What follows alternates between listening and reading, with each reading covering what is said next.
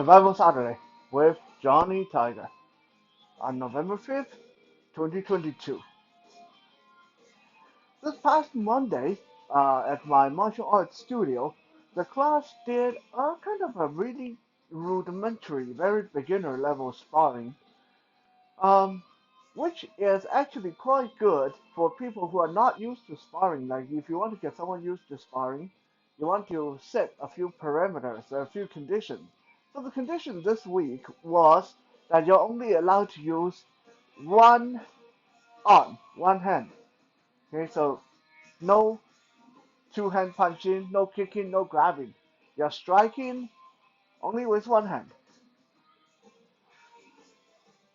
Now, a lot of time when you see when you put this parameter in, when you put this condition on your students, on your friends, on your partners, you end up seeing a lot of jab, jab, jab, maybe some hook, jab, hook, and maybe some.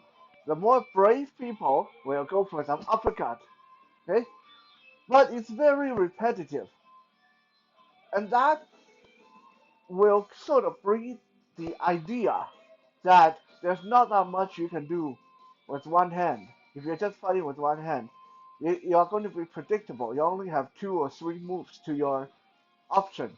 Today I'm going to debunk that. I'm going to debunk that. I'm going to show you guys a quick little um, demonstration or tutorial of 10 moves just from one striking position, just to give you guys something to brainstorm with when you find yourself in this kind of sparring situation where the condition is you can only use one arm.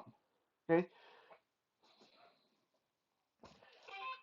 so I'm going to hit the target at first, so I don't think you guys will be able to see that much, but I'm going to call it out. The 10 strikes you can throw from, okay, all 10 strike will come from this position, my hand in front of my face, which normally is basically your jab position. This is all 10 strikes will come from the jab position. Okay, from this single position, we have jab, we have cross, we have hook, we have backhand.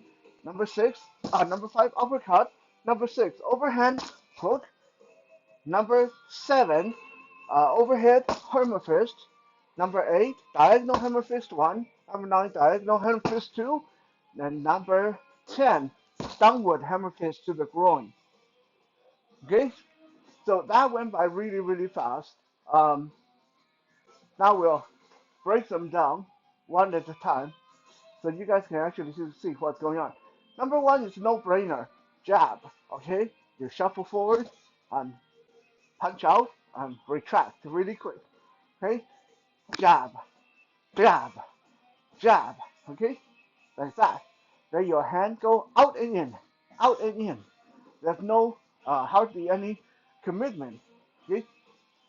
Number two, this time all you're doing is adding your body weight into it to turn it into a cross. But rather than this short little pop, pop, pop, you're going for a knockout, boom. You're going for a knockout, boom. But as you can see, my hand start from exactly the same position, right here in front of my face. Okay, the simple difference between a jab and a cross is all in my body. And also when I throw that cross, my arm will twist a little bit before it reaches its full extension. Number three, a hook. Okay, not everyone have to throw big wide hook like this. You don't always have to throw big wide hook. Lifting your elbow to the side and then twist at the waist, boom. That's ideal, right? But that's not always going to happen. It doesn't have to happen like that.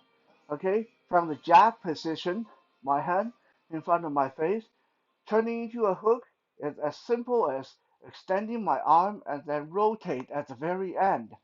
So it's like drawing a straight line and then add a little half circle at the very end. So it will look like boom, hook, hook, right? It doesn't have to telegraph your hook. Your hook can look like a jab coming out and just hook at the very end. Number 4, my infamous backhand. Okay, this one, I'm still starting with my fist in a jab position, but instead of jabbing forward, I'm going to rotate my body slightly so the jab goes across, which will set me up for whipping my hand back. Okay, so jab and whip my hand back. That's your backhand.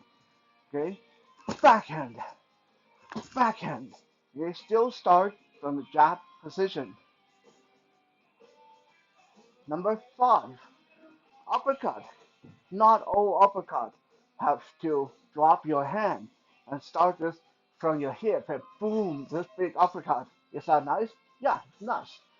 But if you have to do an uppercut from the jab position, that's fine too. All it takes is you lowering your shoulder. So pretend you're taking a bow, okay?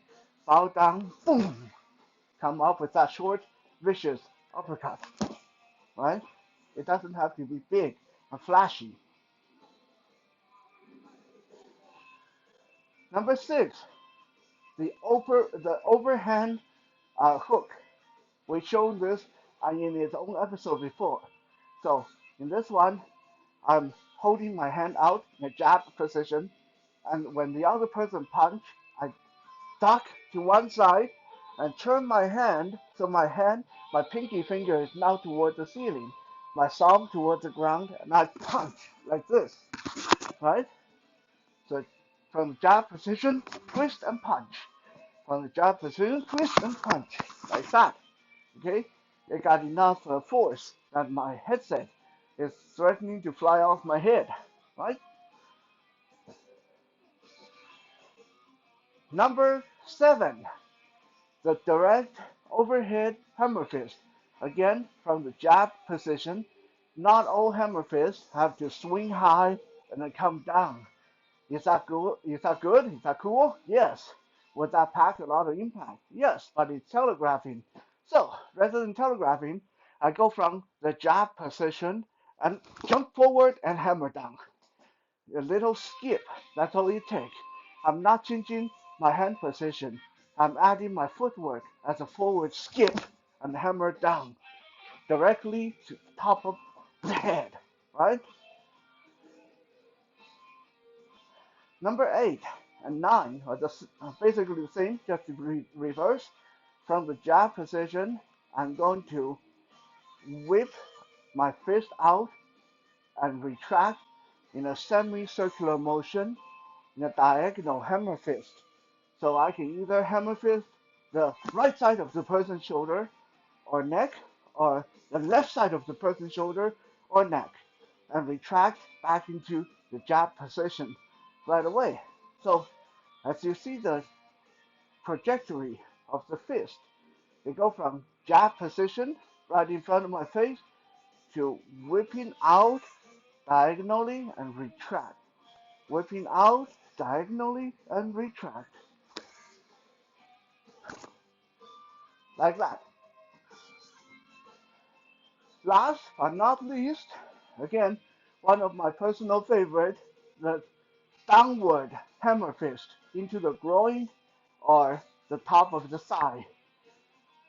Hand starting from the jab position, I'm going to step my forward foot diagonally across so I present my left profile to my opponent.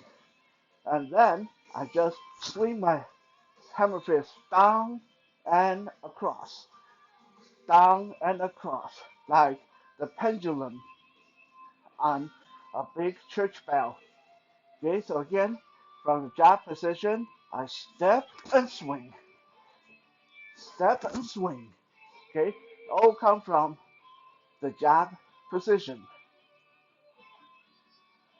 So 10 strikes from one position. And this is not even including finger strike. karate chop, hand spear, elbow strike, or various other grab, pulls, palm strikes, and stuff like that. Like if we want to count those in, I can probably get up to 30 different strikes from one position. But without counting those more advanced stuff, just stay with the basic. We can have 10 options just from this jab position. And when you multiply that by 2, because you have 2 hands, now you're sparring, you'll only be using one hand in this kind of stipulation.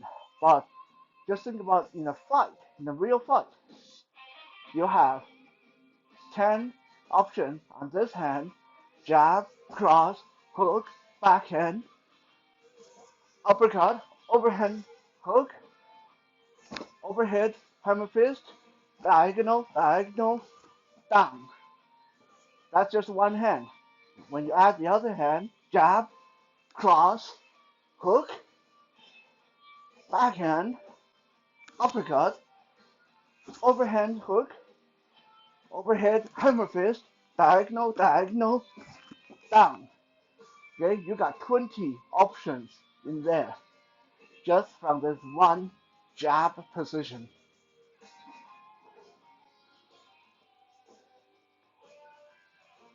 This is something that you guys can work on with your own, either shadow boxing, hitting the bag, or with a partner. And when you're ready, adding some one-arm sparring. It's a lot of fun and a lot less dangerous than full-on sparring sessions. Have fun and be safe, and we'll be back again tomorrow for the Soul Search Sunday with Johnny Tiger.